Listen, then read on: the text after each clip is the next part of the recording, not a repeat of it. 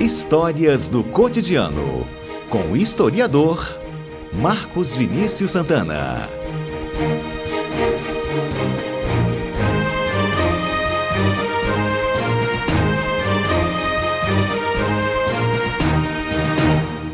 Marcos Vinícius Santana, boa tarde para você. Boa tarde, Johnny. Boa tarde a todos os nossos amigos aqui no estúdio que estão nos ouvindo. Como estamos? Estamos bem, melhor Última agora. segunda-feira do ano, Marcos. Estamos naquele clima já ali, né? Isso aí, já De virada de página. Isso aí, de finalizar um ciclo, né? Final de ano tá aí pra isso, pra gente falar, ai que ano, né? Vamos botar uma pedra no que não foi bom. E mudar zerar no ano que vem, e mudar. exatamente. Escrever as metas, né, Johnny? É Botar isso. no bloquinho ali. E nessa- mais a praia. A gente bota até roupa branca pra poder se sentir melhor, Se vai à sentir praia pra melhor. mandar as energias ruins embora. Pro mar levar, né? É desse jeito. E um monte desses rituais aí, dessas tradições, vem lá de trás, hein, Marcos? Vem de muito tempo. Primeiro, a data, né, em si é importante a gente se pensar. Isso aí tem origem em Roma, né, lá no Império Romano. Inicialmente o calendário romano tinha 8 meses, tinha 10 meses, perdão. E aí, posteriormente, vem ali, né, o incremento de mais 2 meses para se alinhar ao ciclo das estações e o ciclo solar. E ali em 46 a.C., por ali, né, Júlio César ele começa por motivos políticos inicialmente. Primeiro se pensar também que calendário, quando a gente pensa, cada sociedade, ou as diversas sociedades, tinham o seu tipo de interpretar, né? E alguns eram em cima, por exemplo, das estações, outros tem o calendário lunar, outros têm o calendário solar, que é o que a maioria usa, né? E aí, por exemplo, algumas sociedades celebravam o início de um novo ciclo em março. Outras faziam isso no começo do inverno, porque tinha sua cultura mais voltada para o inverno, né? E aí, no caso dos romanos, eles tinham uma determinada referência política, porque em março era quando se tomava posse as novas autoridades, tanto políticas quanto militares, né? Só que em um determinado período o Roma estava em guerra. E aí resolveram transferir para um outro mês, né? Para que fosse melhor naquele período de instabilidade. Importante dizer que janeiro vem do deus Jano, que é o deus romano da transformação. E aí, por exemplo, quem pesquisar Jano aí na internet vai ver que ele, na maioria das vezes, tem uma representação de duas cabeças, né? Porque ele tem muito essa referência da mudança mesmo, da transição. E aí, provavelmente, foi algo que também influenciou na transferência para ser aí 1º de janeiro. Isso você tá falando lá 40, depois de Cristo? Isso, 40 antes de Cristo. Antes de Cristo. Antes de Cristo. Já era 365 dias essa coisa ou ainda não? Se era próximo, né? E aí, posteriormente, já no século XVI, que é o calendário gregoriano, né, do Papa Gregório, que tem aí essa efetivação, que é do calendário que a gente vive hoje, que passa por adaptações, por exemplo, para se pensar o ano bissexto, né, que aí seja mais para frente a partir de algumas pesquisas. Mas era aproximadamente 365 dias, principalmente porque saiu dos 10 meses e foram para 12, né, esse incremento.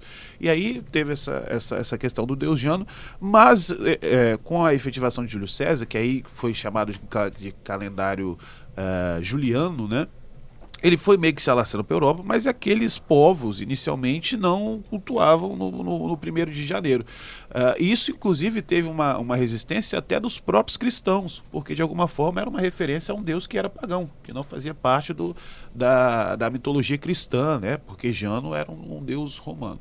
Essa efetivação de fato aí, que vai ter uma abrangência maior, e efetivação como 12 meses, e esse ciclo começando no 1º de janeiro, já vem lá no século XVI, mais precisamente na década de 1580, com um Papa Gregório, né, que aí a gente entende como calendário gregoriano, que tem o 1º de janeiro como esse ciclo. A partir daí, diversas manifestações acontecem, né, de como se fazer, como se celebrar o Réveillon, perdão, né, o Ano Novo, né, e é legal a gente dizer isso também. O nome... Foram diversos nomes que já na nossa trajetória, até se pensar num recorte a nível Brasil, até pouco tempo se chamava Ano Bom. Não era Ano Novo? Você vai no como é que é? Nos jornais antigos e fala Feliz Ano Bom. Então se falava isso. Algum falava romper os anos. Aí provavelmente com o passar do tempo ficou meio que ambíguo. Aí o povo parou de falar isso. Com a né? internet hoje isso não seria aceito. Romper os anos. E tem gente que fala virada, né? E aí o Ano Novo. E E essas manifestações, cada povo fazia de algum jeito, né, de alguma forma. E no Espírito Santo, no Brasil, como todo no geral, era uma festa que tinha como base a celebração, né? Não é à toa que quando a gente vê no calendário a efetivação por exemplo, do 1º de janeiro como data, é dia da confraternização universal, né? Então tinha muito aquela coisa de confraternizar, de juntar o povo, de celebrar de fato aquele novo ciclo.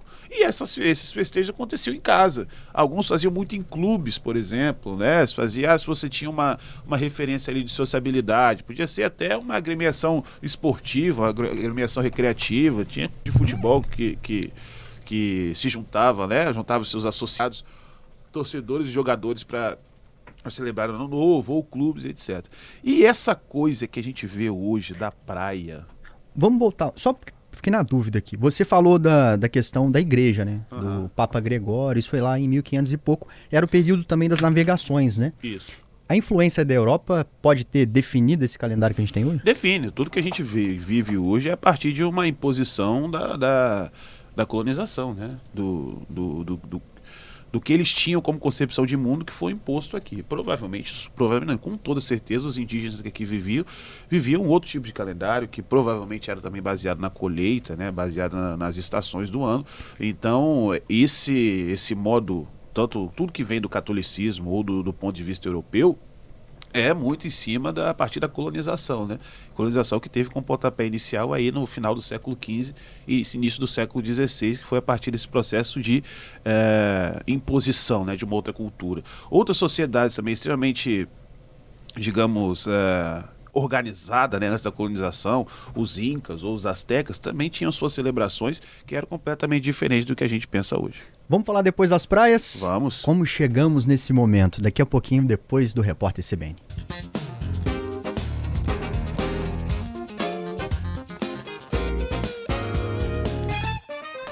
Já estamos de volta com Marcos Vinícius Santana, nosso comentarista que traz conhecimento sobre os nossos antepassados, o nosso passado, o mundo até chegar aqui. Gostei, Johnny. Muito bom, Johnny. Nossa, Tá inspirado nossa, nessa tô criando segunda-feira, agora. assim, Johnny? Já tava faltando palavras aqui. Eu ia até falar, mas vou fazer isso com você. Eu ia falar pra você repetir, Johnny, que eu gostei tanto. Nem consigo. O Marcos tá contando pra... Se ele conseguisse, dava para substituir a vinheta. A vinheta. Nossa, podia, né? Com a sua Aí ia voz virar ainda, nesse Histórias jeito. do cotidiano, com Marcos Vinícius Vinícius Santana. Santana. Aí a Aí introdução ele- do Johnny Silva Isso. ali. Pô, ia ser... Nossa, Marcos, vou fazer isso. Hoje vou até ficar feliz. Vou dormir Aí mais depois você feliz. anota em casa, e guarda e traz pra gente. Tenta amanhã. reproduzir. O Marcos está contando aqui pra gente da origem das tradições, desses festejos da virada do ano. Já contou lá de trás do passado e a gente chegou nas praias, nessa virada festiva que a gente tem hoje, né? Quando é que isso começa, ô Marcos? Quando é que de fato a gente passa a ter essas padronizações de festas, as superstições ali indo junto, né? Isso é curioso de se pensar, né? Até a década de 50, as pessoas comemoravam o Réveillon em casa ou em locais, como eu disse, né? Alguns locais de sociabilidade. E aí chega na década de 50, mais precisamente no Rio de Janeiro, um camarada chamado Tancredo da Silva Pinto, ou Tata Tancredo. Tata é um sentido de autoridade nas religiões de matriz africanas. Ele funda a Federação Umbandista, uma federação umbandista, né? E o objetivo principal dessa federação era de traçar algumas ações que pudessem diminuir as retaliações e o preconceito que os terreiros de Umbanda e Candomblé e outras religiões de matriz africanas ou afro-brasileiras, né, vinham sofrendo em diversos estados. Então ele tinha sentido de unificar e de alguma forma traçar ações que pudessem diminuir aquilo ali.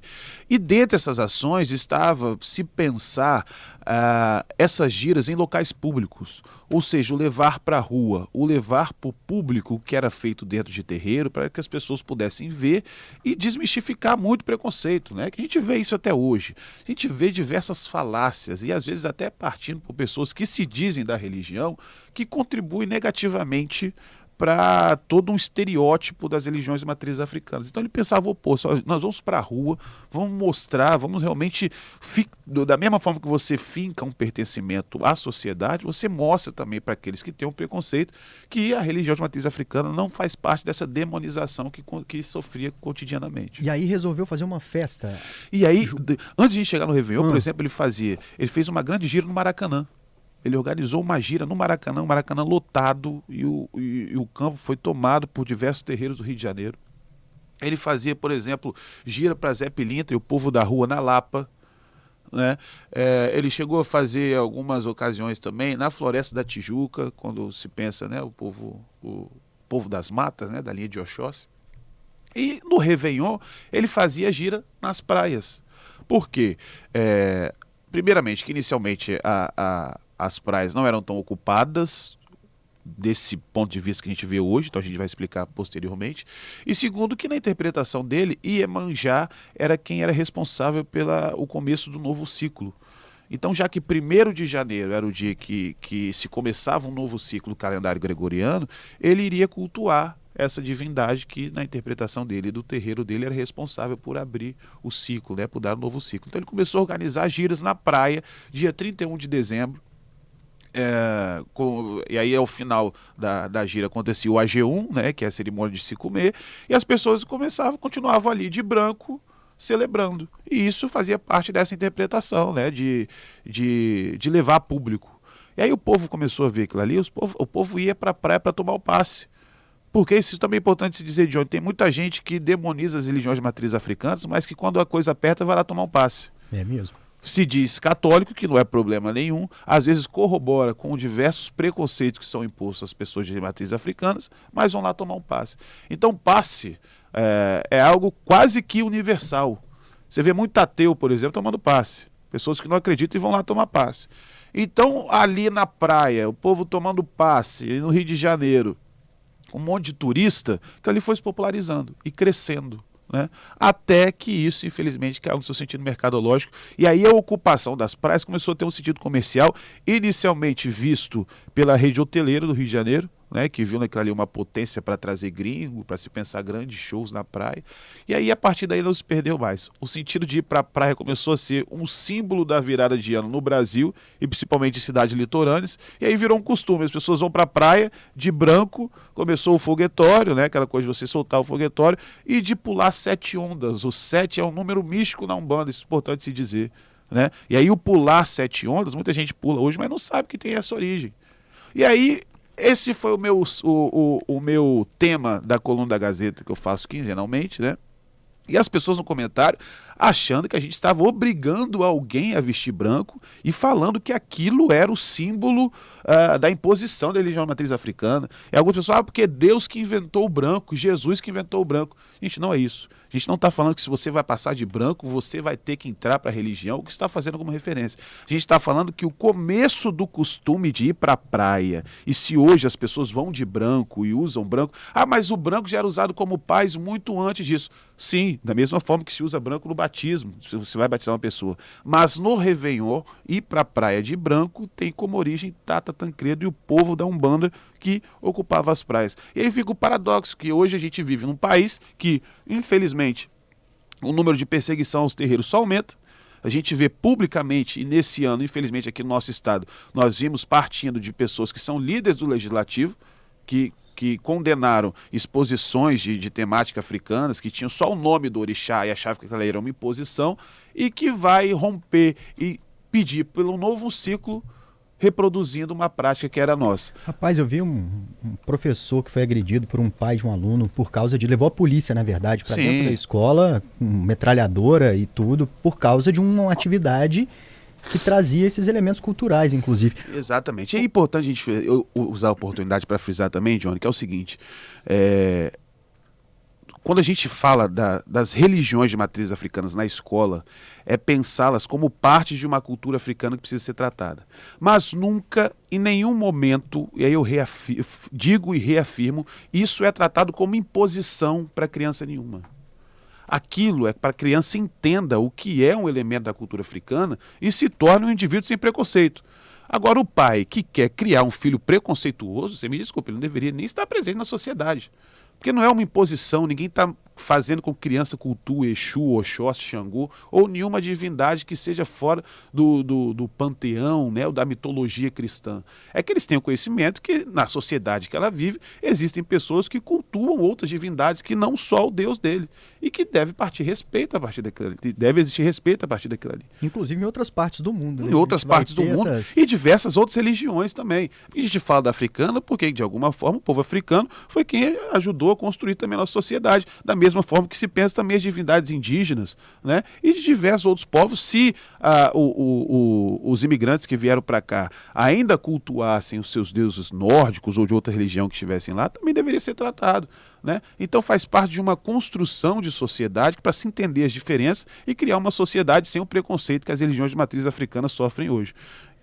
Olha, você me falou que foi na década de 50 que a gente começa a ter esse boom e aí passa-se ali uma data comercial. Essa coisa da uva, a gente inclusive daqui a pouco vai trazer vai trazer para a nossa nutricionista de chupar sete uvas, 7 carocinhos de romã, para poder trazer prosperidade, romã, né? Isso, você coloca ali os 7 carocinhos, Johnny, coloca dentro da carteira, que aí é para atrair dinheiro já pro ano novo. Isso foi aparecendo com o tempo ou também vem dessa época aí?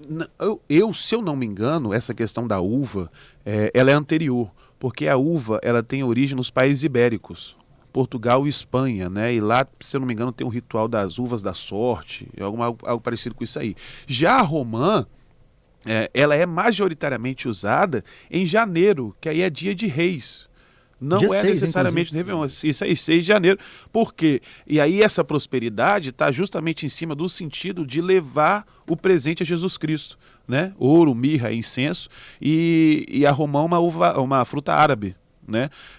E aí esse costume está diretamente ligado ao Dias de Reis, que está muito ligado à prosperidade, né? E a uva, tem pessoas que fazem com 7, tem pessoas que fazem com 12. 12? 12. Estranho, né? 12 uvas. Um para cada mês? E exatamente, o 12 tem muito dessa simbologia do ciclo, né? É por isso que o 13, por exemplo, às vezes é colocado como o número do azar, porque é um número excedente, seria o número que está fora do ciclo do 12. Então nós temos aí 12 meses, né? E diversos outros 12 apóstolos, por exemplo.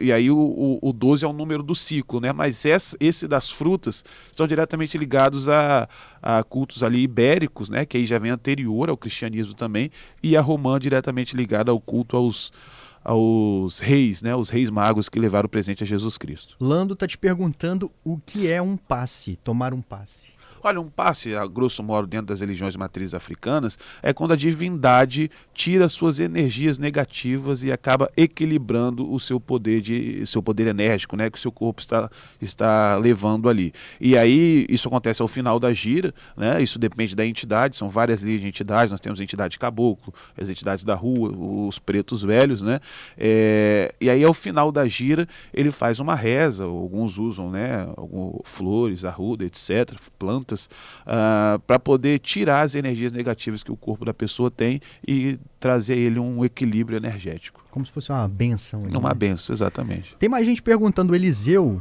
está perguntando aí se você sabe quando que o dia 25 de dezembro foi colocado como o nascimento de Cristo.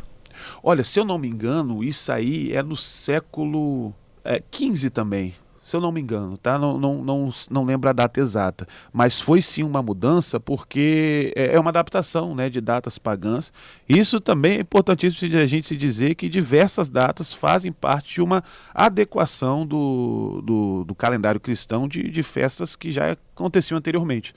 Né? Então, você se pensar a construção de um calendário a partir de práticas que já vinham sendo feitas. A gente falou sobre isso no Carnaval, por exemplo, também, né? A adaptação da religião católica de colocar um único dia para todo mundo pecar. O povo estava pecando pra caramba durante o ano. Então, vocês vão ter a terça-feira para vocês pecarem, que depois, na semana seguinte, no dia seguinte, vem a quarta-feira de cinzas. Né? Então, estão todas essas datas, exatamente, aí de adequação. Obrigado, tá, Marcos. Eu que agradeço. Feliz ano novo para todos os nossos ouvintes, pessoas que nos ouviram. Que seja um 2026 também de muito conhecimento, muita axé, muita paz, muita luz. Axé para quem é de axé, amém para quem é de amém. E todas as saudações. Shalom para quem é de shalom. Shalom. E para quem não acredita em nada também, muita alegria. O que é importante é não fazer o mal ao próximo, né? E viver uma vida tranquila e de realizações. Eu acho que o resumo é isso, né? A gente vê nessa história, é a mensagem de otimismo, a mensagem positiva e de paz, né, gente? Independente do que a pessoa acredita, o que ela professa ou não, é a mensagem de paz. Tentar ser melhor do que éramos ontem. O sentido da religião é essa, né?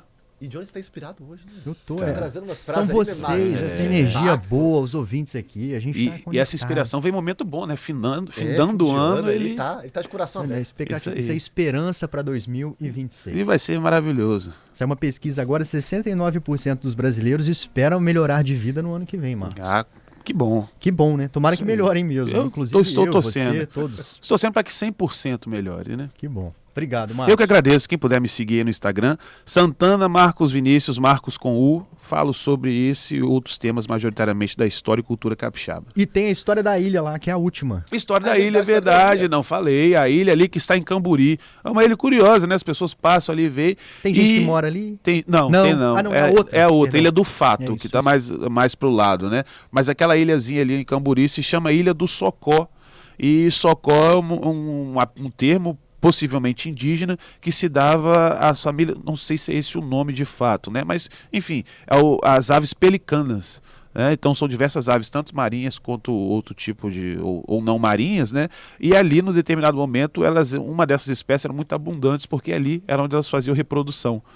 Não sei se hoje ainda tem ali muito desses socós, mas ali é a Ilha do Socó em alusão a esse animal. E o curioso que aí dá um tempo pra gente falar depois é que tanto Ilha do Boi, quanto Ilha do Papagaio, Ilha do Urubu, são todas ilhas que pertencem ao arquipélago do Espírito Santo, tem animais como nome, todas elas têm um sentido. Então a gente pode ter aí um programa só sobre isso. Massa, bom demais. Vamos Eu deixar já ia sugerir já na próxima semana já. Pode ser também. Já 2026. Já deixamos o dever de casa. Conhecendo melhor nossas ilhas. As nossas ilhas. Valeu, Marcos. Eu que agradeço. Um abraço.